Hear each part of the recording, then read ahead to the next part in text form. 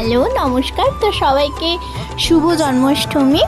আর এই ভিডিওটা জন্মাষ্টমীর পরেই আপলোড হচ্ছে, তাও সবাইকে হ্যাপি জন্মাষ্টমী। তো আজকে আমরা ভাবছিলাম কিছু ছোটোখাটোভাবে করি, মানে এটা মঙ্গলবার দিন আমরা করছি, আর কোনোবার সেরমভাবে হয় না, তো ভাবছিলাম একটু ছোটোখাটোভাবে আমরা সেলিব্রেট করব। তো আমি আমার দিদি বাজারে চলে আসি।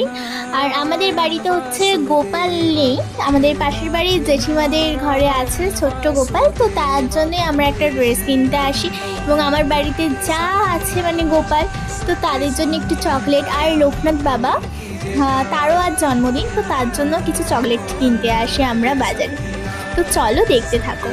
ফার্স্টেই আমরা এই কাকুর দোকানে এসে ড্রেস নিয়ে নিই। তো আমরা অনেকগুলো ড্রেস দেখার পরে আমাদের অবশেষে নীল কালারের ড্রেসটা পছন্দ হয়। তো তোমরাও দেখো কি সুন্দর না ড্রেসটা, খুবই সুন্দর। আর আমি